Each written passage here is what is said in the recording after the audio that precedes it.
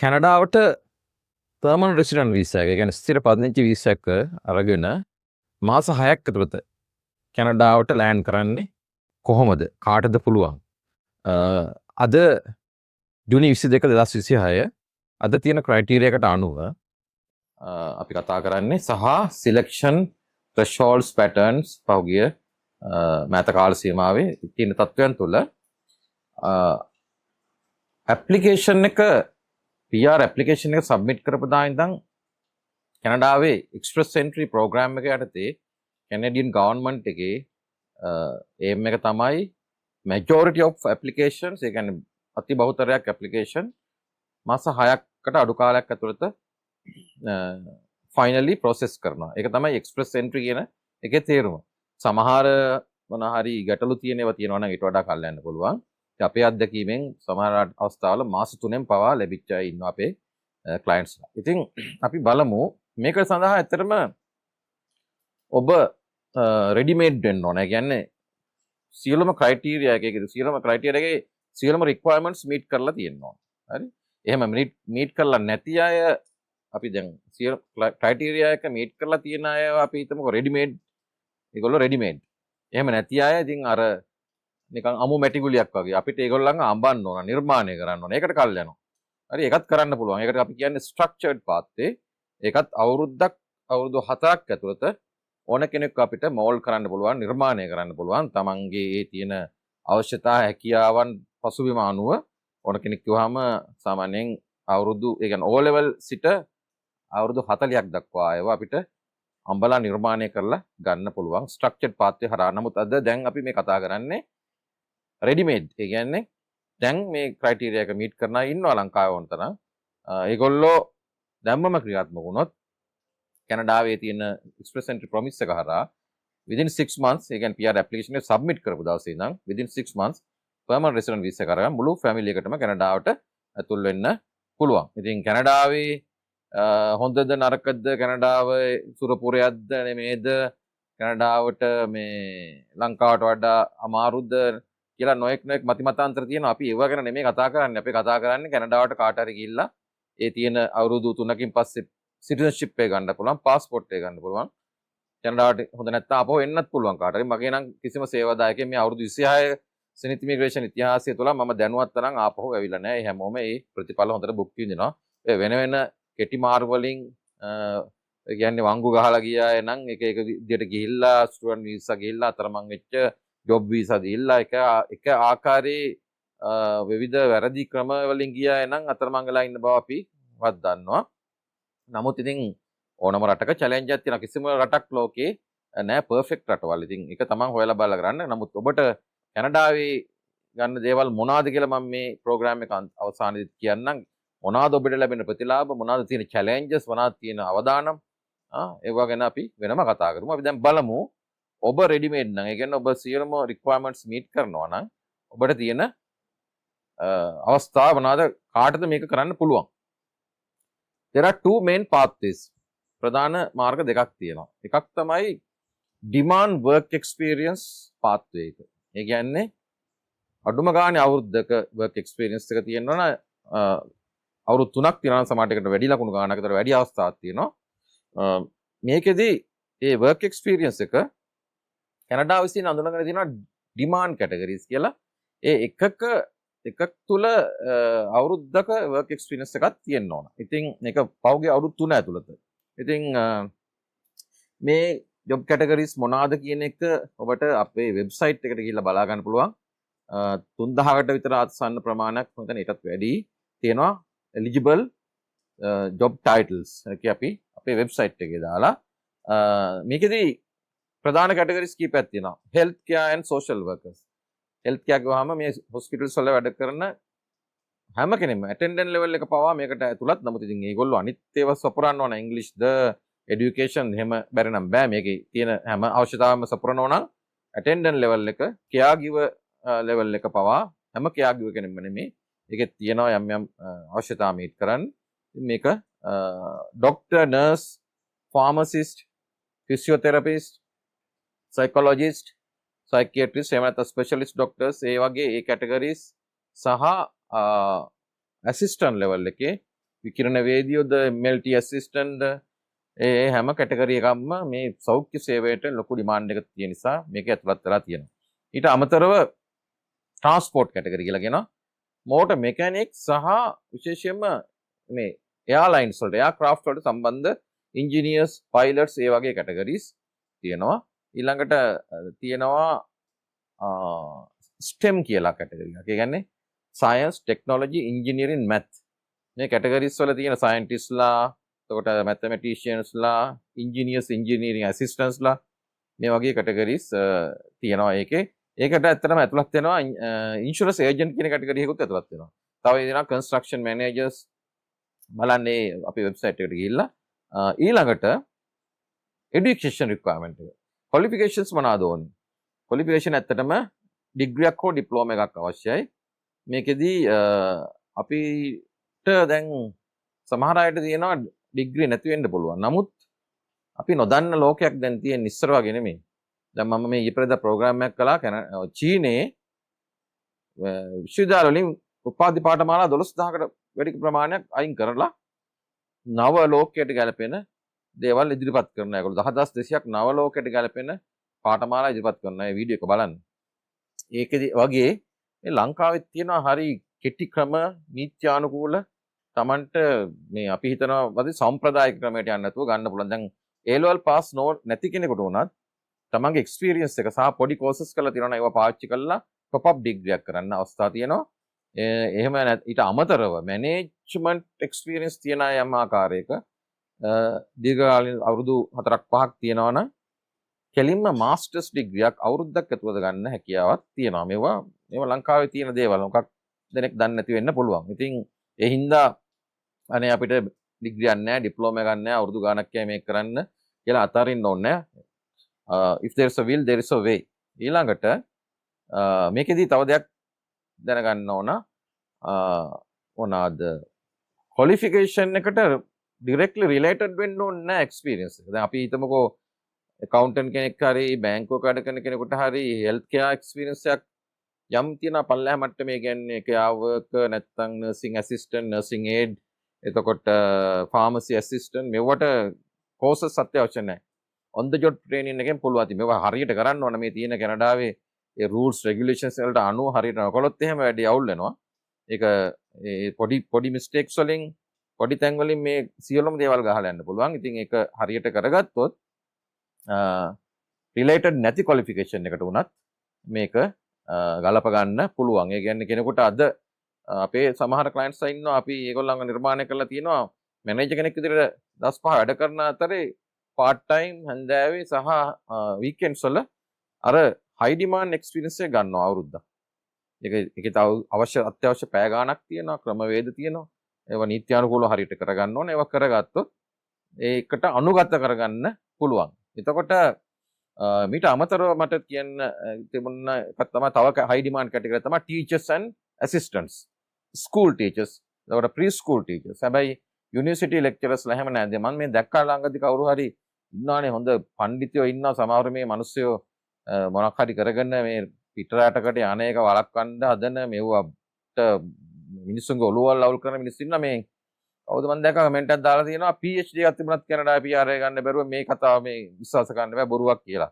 PhD එක ඒක තමයි මේ ප්‍රෝග්‍රෑම් වල වෙනස.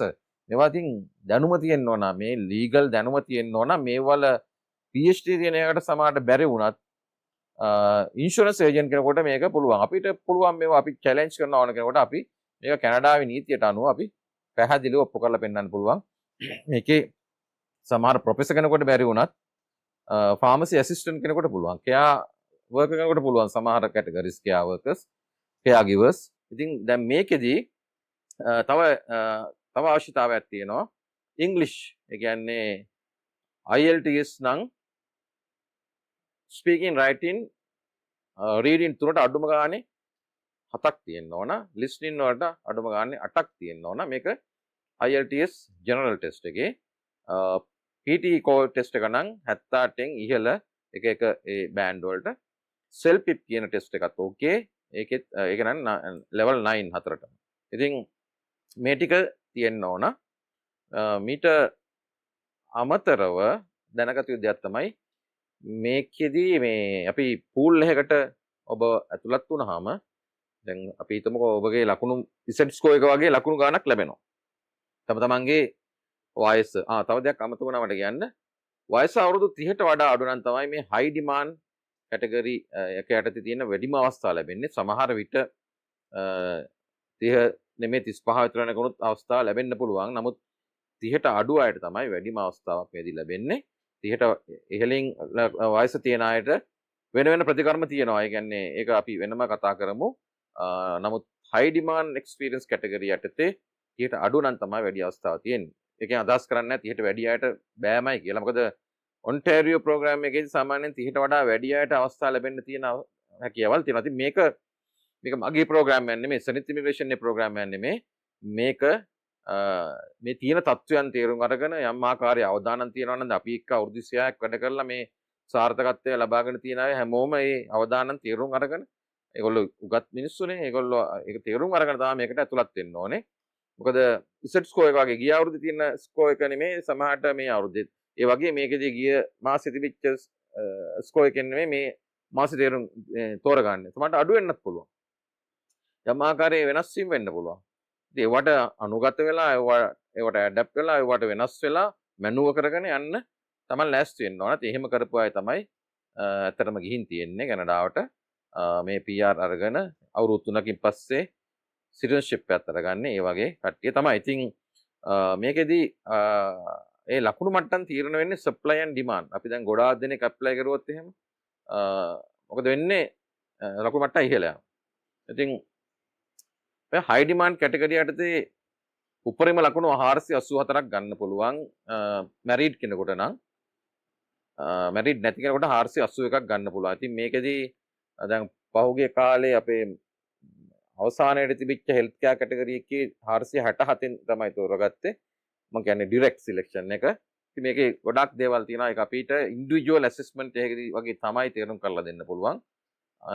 ඊට අමතරව විශේෂයෙන්ම දැනගන්න ඕනේ මෙන්න මේ කැටගරිස් වලින් මෙන්න මේ සුසුකම් සපුරාලන අයට කැනඩාවට යන්න ඉතාම ඉහළ අවස්ථාවක් තියෙනවා. ඇත්තෙන්ම අද ලෝකයේ තියෙන ඩිරෙක්ට් ඒ කියන්නේ කෙලින්ම PR එක අරන් රටකට ඇතුල් වෙන්න තියෙන විශ්වාසදායකම ප්‍රෝග්‍රෑම් එක තමයි කැනේඩියන් එක්ස්ප්‍රස් එන්ට්‍රි ප්‍රෝග්‍රෑම් එක. වෙන කොහෙවත් මේ වගේ අවස්ථාවක් නැහැ. ප්‍රැක්ටිකලි පොසිබල් අවස්ථා නැහැ වෙන කොහෙවත්. නිකන් ඉන් තියරි තියෙනවා. නමුත් ඒවා සාක්ෂාත් කරගන්න ඉතාම අමාරුයි. මම කියන්නේ PR එක අරගෙන මුළු ෆැමිලි එකම කැනඩාවට ඇතුල් වීමේ හැකියාව ලබා ගන්න තියෙන ප්‍රෝග්‍රෑම්ස්. මීට අමතරව ලැන්ග්වේජ් දෙකක් කියන්නේ ඉංග්‍රීසි සහ ෆ්‍රෙන්ච්. දැන් මම ඉස්සෙල්ලා කතා කළේ ඩිමාන්ඩ් වර්ක් එක්ස්පීරියන්ස් කැටගරි එක. දැන් කතා කරන්නේ ඊළඟ කැටගරි එක. ඉංග්‍රීසි සහ ෆ්‍රෙන්ච් කියන දෙකට ෆ්‍රෙන්ච් නම් B2 කියන වගේ ලෙවල් එක. ඒ කියන්නේ level 7 Canadian language benchmark CLB 7 එක more or less B2 level එක. සහ ඉංග්‍රීසි නම් මාර ඉස්සලා කියපු ලෙවල් එකමයි. writing speaking reading 7යි listening 8යි. එහෙම නැත්නම් PT core test එකේ නම් සාමාන්‍යයෙන් 78න් ඉහළ තියෙනවා. මීට අමතරව මේකෙදි high demand category කියලා නෑ. admin assistant වෙන්න පුළුවන්, bookkeeper වෙන්න පුළුවන්, accountant වෙන්න පුළුවන්, ලොකු manager කෙනෙක් වෙන්න පුළුවන්. මොකක් හරි සාමාන්‍ය skill level එකක 1 year experience තමයි මේකට අවශ්‍ය වෙන්නේ. මේකේ තවත් සුවිශේෂී දෙයක් තමයි 1 year diploma එකකුත් දැන් තියෙන තත්ත්වය අනුව මේකට තේරෙන්න පුළුවන්. ඉතින් මේකේදී ප්‍රධානම දේ තමයි ලංකාවේ අයට ෆ්‍රෙන්ච් දැනුම ලබා ගැනීම. ඉතින් අපි සනිත් ඉමිග්‍රේෂන් ආයතනයේ මේ සම්බන්ධ ෆ්‍රෙන්ච් ප්‍රෝග්‍රෑම්ස් යම් ආකාරයේ හඳුන්වා දීම් කරනවා. අපි ඔන්ලයින් තියෙන ප්ලැට්ෆෝම් හරහා කොහොමද මේක කරගන්නේ කියන ක්‍රමවේද අපි කියලා දෙනවා. අපි අලුත් දේවලුත් ඉදිරියට ඉන්ට්‍රොඩියුස් කරලා දෙන්න බලනවා. සාම්ප්‍රදායික ක්‍රම වලට ෆ්‍රෙන්ච් ඉගෙන ගන්න ගියොත් නම් මේක කරන්න බෑ. මේවට තියෙන කෙටි ක්‍රම අපේ සේවාදායකයෝ අපේ ක්ලයන්ට්ස්ලා මේවා බොහොම කෙටි ක්‍රම වලින් අවුරුද්දකට අඩු කාලෙකින් 0 ඉඳන් ෆ්‍රෙන්ච් ඉගෙනගෙන ඒ ලෙවල් එක ඇති කරගත්තු අය ඉන්නවා.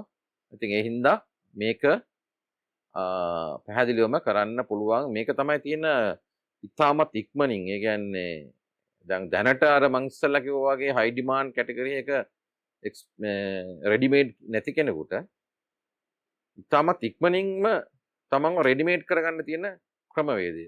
දැන් O level ස්ටුඩන්ට් කෙනෙකුට වුණත් අවුරුදු 18 විතර වෙද්දී මේ රික්වයර්මන්ට්ස් මීට් කරන්න පුළුවන්. සමහරව පාර්ට් ටයිම් වර්ක් කරන්න වෙයි. එතකොට O level වලින් පස්සේ අපි කියන ක්‍රමවේදවල වැඩ කරන්න ඕන. අපි මේ සම්බන්ධව වෙනමත් කතා කරලා තියෙනවා. ලැන්ග්වේජස් දෙකම ෆ්ලුවන්ට් වෙන්න ඕන. ඉතින් මේ ටික කරගන්න පුළුවන් නම් 1 year diploma එකක් තියෙනවා නම් 1 year work experience එක part time වලින් අවුරුදු 2-3ක් කළත් 1 year work experience හදාගත්ත හැකි. තියෙනවා නම් languages දෙකේම අර කියපු level එක තියෙනවා නම් CRS කියන ලකුණු 448ක් දක්වා ඔබට යන්න පුළුවන්. දැන් පහුගිය කාලේ තිබිච්ච සිලෙක්ෂන් ඔක්කොම 400 අන්තිමට තිබිච්ච සිලෙක්ෂන් එක 409. ඊට ඉස්සෙල්ලා සැරයක් 419ට ගියා ලකුණු මට්ටම. ඊට ඉස්සෙල්ලා 393ටත් ගියා 400ට ගියා. ඉතින් මේ ඒකයි මම කිව්වේ ඉහළ පහළ යන වෙලාවල් තියෙනවා. නමුත් 1 year work 1 year diploma සහ English and French fluency තියෙනවා නම් 448ක් දක්වා යන්න පුළුවන්. ඉතින් ඊට වඩා experience ඊට වඩා qualification තියෙන අයට ලකුණු 543ක් දක්වා යන්න පුළුවන් මේකේ උපරිමය. ඉතින් ඒ හින්දා මේක හොඳ pathway එකක්. කැනඩාවේ ඇත්තටම මේක officially රජය විසින් පබ්ලිෂ් කරලා තියෙනවා දැන්. මේ අවුරුද්දේ 9%ක තියෙන මේ කෝටා එක මේ French speaking pathway එකට අවුරුද්දෙන් අවුරුද්ද gradually ක්‍රමක්‍රමයෙන් වැඩි කරලා 2029 එනකොට මේක 12%ක් දක්වා ඒක වැඩි කරනවා. එතකොට ඒ කියන්නේ මේ ප්‍රෝග්‍රෑම් එකට දෙන අවස්ථා වැඩි. මේ සමහරුට මේ ලොකු ප්‍රහේලිකාවක් ඇයි මේ කැනඩාවට ෆ්‍රෙන්ච්, කැනඩාවේ ඉංග්‍රීසි තියෙන්නේ නැහැ. කැනඩාවේ තියෙනවා කැනඩාව බයිලින්ගුවල් කන්ට්‍රි එකක්. කියන්නේ භාෂා දෙකක් තියෙනවා. මොකද එක ප්‍රධාන ප්‍රොවින්ස් එකක් තියෙනවා ක්වෙබෙක්. ඒක ෆ්‍රෙන්ච්. එතන ඒ වගේම මුළු කැනඩාව පුරාම ෆ්‍රෙන්ච් කමියුනිටිස් ඉන්නවා. ඉතින් ඒගොල්ලන්ට මේ සර්විස් එක ලබා දෙන්න මුළු කැනඩාව පුරාම ෆ්‍රෙන්ච් නොලෙජ් එක තියෙන අය ඉන්නවා. ඒක තමයි මේ අවස්ථාව දෙන්නේ. මේක දියුණු රටක් විදිහට ඒක සම අවස්ථා ලබා දෙන්න. ඒ රටටම මුළු රටටම මේ ෆ්‍රෙන්ච් දැනුම තියෙන අය අවශ්‍යයි. තවත් දෙයක් තමයි මේ ගැන අපි වෙනම වීඩියෝ එකක් කරලා ඇති බලන්න. කැනඩාවේ දැන් මේ against the popular belief කැනඩාවේ ගිය අවුරුදු 10 ඇතුළත අවුරුද්දක ඇවරේජ් එකක් ගත්තොත් ඉකොනොමික් PR ඉමිග්‍රන්ට්ස් අරන් තියෙන පර්මනන්ට් රෙසිඩන්ට් වීසා දීලා ඇවරේජ් එකක් විතර 2,16,000යි.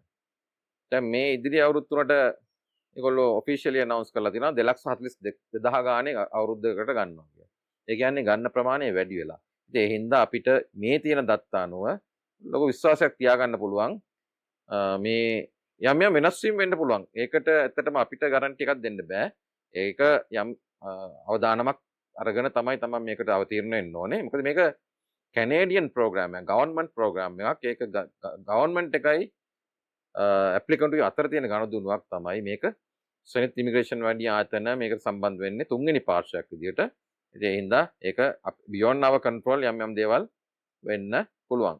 ඉතින් අපි ඊට පස්සේ බලමු PR එකකින් මම දැන් කිව්වේ permanent resident visa එක අරගෙන කැනඩාවට මාස 6ක් ඇතුළත මේ සියලුම ක්‍රයිටීරියා මීට් කරන අයට මාස 6ක් ඇතුළත ඇතුල් වෙන්න පුළුවන් අවස්ථාවක් තියෙනවා. ඒ එක්ස්ප්‍රස් එන්ට්‍රි ගවර්න්මන්ට් එකේ කියන ක්‍රමවේදය අනුව ඇප්ලිකේෂන් එක සබ්මිට් කරපු දා ඉඳන් මාස 6ක් ඇතුළත ඩිසිෂන් එක ලබා දෙනවා. ඉතින් එහෙම නැති අයට මම අර කිව්වා වගේ අපි ඔයාලව ස්ට්‍රක්චර් කරලා අවුරුදු 4ක් ඇතුළත ඒකට අනුගත කරලා හදන්න පුළුවන්. ඒකයි මම කිව්වේ මේක සමහරවිට විශ්වාස කරන්න බෑ. මේ කියන දේ අපි O level ස්ටුඩන්ට් කෙනෙක්ව පවා අපිට ස්ට්‍රක්චර් කරන්න පුළුවන් අවුරුදු 2-3ක් ඇතුළත එතෙන්ට ගන්න PR එක අරගෙන ගිහිල්ලා දැන් ලංකාවේ නැති ෆියුචර් ප්‍රෝග්‍රෑම්ස් වගේ කැනඩාවේ ඉගෙන ගන්න පුළුවන්. ඕන අලුත් PR එක අරන් ගියයින් පස්සේ කැනඩියන් ගවර්න්මන්ට් එකෙන් අලුත් පර්මනන්ට් රෙසිඩන්ට්ස් වලට පුළුවන් ඒ අවස්ථාව අපේ ක්ලයන්ට්ස් ගොඩක් අරන් තියෙනවා. ලිවිං එක්ස්පෙන්සස් ගෙවනවා, කෝස් ෆීස් ගෙවනවා, ඒ කියන්නේ ස්ටුඩන්ට් ලෝන්ස්, ස්ටුඩන්ට් ග්‍රාන්ට්ස් තියෙනවා. මේවා අරගෙන තමන්ගේ ඕනනම් මැචුවර් ස්ටුඩන්ට් කෙනෙකුට පුළුවන්, මැචුවර් ක්ලයන්ට් කෙනෙකුට පුළුවන් තමන්ගේ කැරියර් එක චේන්ජ් කරන්න. දැන් නූතන ලෝකයට ගැලපෙන හයි පේයින් ලුක්‍රටිව් ජොබ් එකක් ගන්න සම්පූර්ණයෙන් තමන්ගේ දැන් කරන වැඩේ අතහැරලා, ඒ කියන්නේ කැනඩාවට දැන් අපි යන්නේ අපි හිතමුකෝ නර්ස් කෙනෙක් විදියට අපිට හිතනවා නම් අපි මට AI වලින් යන්න ඕන කියලා එයාට නර්සිං එක අතහැරලා ඒක තනිකර නිදහස් වෙනවා. තමන් කැමති දෙයක් කරන්න එහාට ඇතුල් නැන් පස්සේ එහෙම ඉතින් කරනවා ඉතාලම අඩුයි. නමුත් ඒ කැරියර් චේන්ජ් එකකට උනත් තමන් ඉගෙනගෙන කාලයකට පස්සේ ලොකු සැලරි එකකට ඊටත් වඩා යන්න අවස්ථාව තියෙනවා. ඉතින් ඒකින්ද පර්මනන්ට් රෙසිඩන්ට් කෙනෙක් විදියට ගිහිල්ලා තමන් රැකියාවක් අත්‍යවශ්‍යම නෑ කරන්න. රැකියාවක් කරන්නත් පුළුවන්. එහෙම නැත්නම් ස්ටඩි කරන්නත් පුළුවන්. එහෙම නැත්නම් බිස්නස් එකක් කරන්නත් පුළුවන්. සෙල්ෆ් එම්ප්ලොයිමන්ට් වෙන්නත් පුළුවන්. ඒ රටේ තියෙන යම් යම් ආධාර ක්‍රම කියන්නේ ලෝන්ස් ඒ ස්කීම්ස් වලට ඇතුළත් වෙලා තමන්ගේ ව්‍යාපාරයක් එහෙම නැත්නම් ඉන්ටර්නැෂනල් බිස්නස් එකක් කරන්න පුළුවන්. මේ වගේ අවස්ථා තියෙනවා. දැන් අපි බලමු තව මොනවාද අපිට මේ පර්මනන්ට් රෙසිඩන්ට් වීසා එකෙන් ලැබෙන්නේ. දැන් මම කිව්ව කොටසක් ඉගෙන ගන්න පුළුවන්, කැරියර් චේන්ජ් කරන්න පුළුවන්. වෙන පාත්වේස් වලට හයි පේයින් ජොබ්ස් වලට හරි බිස්නස් වලට යන්න පුළුවන්. එතකොට පර්මනන්ට් රෙසිඩන්ට් වීසා එක අරගෙන ගියාම මුළු ෆැමිලි එකටම මේ කියන්නේ ෆැමිලි එක කියන්නේ තමන්ගේ මැරිඩ් නම් තමන්ගේ ස්පවුස් සහ චිල්ඩ්‍රන් තමයි ෆැමිලි එක. කාලයකට පස්සේ තමන් එස්ටැබ්ලිෂ් වුණාම පුළුවන් තමන්ගේ දෙමව්පියන් ග්‍රෑන්ඩ් පේරන්ට්ස්ලා ඇන්ඩ් පේරන්ට්ස් කියලා වෙනම ප්‍රෝග්‍රෑම් එකක් තියෙනවා. එතකොට ඒගොල්ලන්ට සුපර් වීසා කියලා තියෙන අවුරුදු දෙකක් එක දිගට ඉන්න වීසා එකක්. ඊට අමතරව පුළුවන් ඒගොල්ලන්ට පර්මනන්ට් රෙසිඩන්ට් වීසා එක ගන්නත් ප්‍රෝග්‍රෑම් තියෙනවා. හැබැයි ඉක්මනින්ම කරගන්න පුළුවන් කියලා ලොකු බලාපොරොත්තු තියාගන්න එපා. හැබැයි එහෙම ප්‍රෝග්‍රෑම්ස් කරා ඕන තරම් ගිය අය ඉන්නවා. ඒකත් කාලයක් යනකොට කරගන්න පුළුවන්. ඒක ෆැමිලි රියුනිෆිකේෂන් කියන ඒ තත්ත්වයන් තුළ තමයි ඒක ඔබට කරගන්න පුළුවන්. ඉතින් කැනඩාවට වඩා හොඳ රටවල් තියෙනවා වෙන්න පුළුවන්. කැනඩාව හොඳ නෑ, ලිවිං එක්ස්පෙන්සස් වැඩි, ගෙවල් ගන්න අමාරුයි. මේ වගේ මම දැක්ක නොඑක් මතිමතාන්තර මිනිස්සුන්ගේ මේ යන්න පුළුවන් අයත් දැන් ඒ ඔළුවට දානවා. මේ සමහරු මම දැකලා තියෙනවා කමෙන්ට් කරනවා මම අවුරුදු 20ක් කැනඩාවේ එන්න නම් එපා. මේ අමාරුයි ජොබ් නෑ කියලා. මේවා ඉතින් ඒ වගේ අර මොකද්ද මැටි කොරහෙත් කිඹුල්ලු දකින්න අයට ඕන තැනක කිඹුල්ලු තමයි පේන්නේ. ඒ හින්දා මේ නෙගටිව්ස් වලට අහු වෙන්න එපා. දැන් ලංකාවෙත් දැන් අපි දැන් අවුරුදු 4-5කට ඉස්සෙල්ලා සිමෙන්ති කොට්ටයක් රුපියල් 800 900 දැන් කීයද රුපියල් 2000 පැනලානේ. ඒ වගේ ඕනම රටක දැන් පහුගිය කාලේ කොවිඩ් එතකොට දැන් මේ පහුගිය කාලේ ඇතිවෙච්ච යුද්ධය තුළ ඉතින් ලිවිං එක්ස්පෙන්සස් වැඩිලා තියෙනවා. ඒක ලංකාවෙත් වැඩි, ඕස්ට්‍රේලියාවෙත් වැඩි, එංගලන්තෙත් වැඩි, ඕනම රටක වැඩි. ඒක කැනඩාවටත් පොදුයි. ඉතින් ඒ තත්ත්වයන් Taman තීරණ ගන්න යන අපි මේ කැනඩාව රෙකමන්ඩ් කරලා කැනඩාව තමයි ලෝකේ තියෙන සුරුල් ලෝකය කියලා අපි මෙහෙම කියන්නේ. ඔබ තීරණය කරන්න යන්න අවශ්‍ය නම් අපිට ඒකට අවස්ථාව ලබලා දුන්නේ. ඔබට තියෙනවා ඒකේ රටකට ගියාම ඒවල චැලෙන්ජස් තියෙනවා. දේශගුණ චැලෙන්ජස් තියෙනවා. Taman ඒක Tamanගේ අදාළ දෙයක් Taman එකත් තොරතුරු හොයලා වැඩි හිටිය විදියට උගත් අය විදියට යන එක. ඉතින් නමුත් මේ තියෙන අවස්ථා ලබා ගැනීම ඔබට කරන්න ඕන නම් මේක තියෙන ස්වර්ණමය අවස්ථාවක්. එතකොට පර්මනන්ට් රෙසිඩන්ට් කෙනෙක් විදියට ගියාම අපිට ඕන නම් දැන් ගිහින් ලෑන්ඩ් කරලා ඒක කන්ෆර්ම් කරගෙන එදාම උනත් ආපහු ලංකාවට ඇවිල්ලා අපේ තියෙනවා නම් ෆැමිලි කමිට්මන්ට්ස් අම්මට තාත්තට අසනීප නම් නැත්නම් මෙහෙ ජොබ් එකක් බිස්නස් එකක් තියෙනවා නම් අවුරුදු 3ක් කැනඩාවෙන් පිටින් ඉඳලා ආපහු PR එක තියාගෙන ඇතුල් වෙන්න පුළුවන්. ඒ සාධාරණ හේතු තියෙනකොට. හරි. එතකොට එහෙම අතුල් වෙලා PR එක නැති කරගන්න නැතුව හිටිය හැකියි. ඒ කියන්නේ අවුරුදු 5ක් තුල අවුරුදු 2යි. ඒ කියන්නේ දවස් 730යි. ඒක අඛණ්ඩව එක දිගට ඉන්න ඕනේ නැහැ. වරින් වර ගිහින් ඇවිත් උනත් අවුරුදු 5ක් ඇතුළත දවස් 730ක් ඉඳලා තියෙනවා නම් තව අවුරුදු 5කට පර්මනන්ට් රෙසිඩන්ට් වීසා එක දික් කරනවා.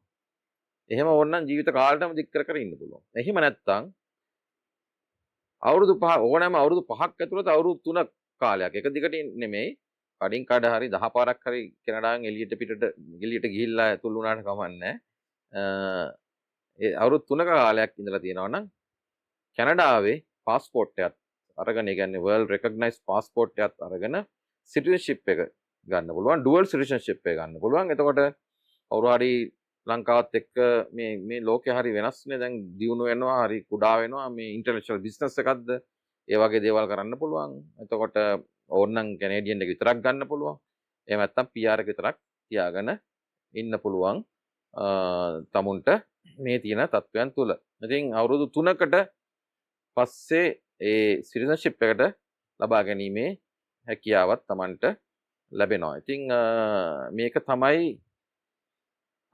කැනේඩියන් පර්මනන්ට් රෙසිඩන්ට් වීසා එක ලබා ගැනීමේ ක්‍රමවේදය සහ ඒ තුලින් ඔබට ලැබෙන ප්‍රතිලාභ ඒ වගේම opportunities කියන්නේ ප්‍රතිලාභ අවස්ථා සමගම යම් challenges තියෙනවා යම් කිසි අවදානම් තියෙනවා ඒකට cost එකක් තියෙනවා එතකොට ඒවා ඔක්කොම තේරුම් ගන්න තමයි මේකට අවතීර්ණ වෙන්න ඕනේ ඒ හින්දා අපි සනිත් ඉමිග්‍රේෂන් ආයතනයේ අවුරුදු 26ක් තිස්සේ අපේ තියෙන ඒ විශ්වාසය තුළ සහ විශේෂඥ දැනුම පළපුරුද්ද තුළ අපි ඔබට ලබා දෙන මේ සේවය අපේ වෙබිනා වරින් වර ෆ්‍රී වෙබිනාස් තියෙනවා එහෙම නැත්නම් paid consultation individual assessment එක ගන්න පුළුවන් ඒත් අරගෙන හොඳට දැනුවත් වෙලා මේක කරන්න ඒ වගේම තමයි මේවට කල්යල් බල පේන බල ඉන්න එපා දැන් අපි දැකලා තියෙනවා මේ 2000 මතකයි 2013 විතර ආපු සමහර මට මතකයි විශේෂයෙන්ම නර්සින් කැටගරිස් වල ඒගොල්ලන්ගේ යාළුවෝ ඉතින් මේක අරගොල්ලෝ යනකම් බලන් ඉමු අරක කියලා බලාගෙන ඉන්නකොට දැන් ඒගොල්ලෝ ගිහිල්ලා කාලයක් යනකොට අර තරම් ලේසියෙන් යන්න බෑ එන්න මේවා අමාරු වෙනවා දැන් ඒගොල්ලෝ ඒ වෙලාවේ ඒක නොකරපෙක් ගැන පසුතැවෙනවා දැන් අපිත් එක්ක කතා කරලා කියනවා මගේ යාළුවෝ ගිහින් ඉන්නවා මේ අපිටත් දැන් යන්න පුළුවන්ද කියලා ඒගොල්ලන්ට දැන් යන්න බෑ යන්න බැරි හේතු තියෙනවා සමහරට වයස වැඩි සමහරුන් ක්‍රයිටීරියාකට අලයින් කරගන්න බෑ ඒ හින්දා මේක අවස්ථාව තියෙනකොට when the sun shines make hay strike while the iron is hot හින්දා මේකට you have to be decisive වෙලා without wasting even a day just go for it if you really want to do that එහෙනම් all the best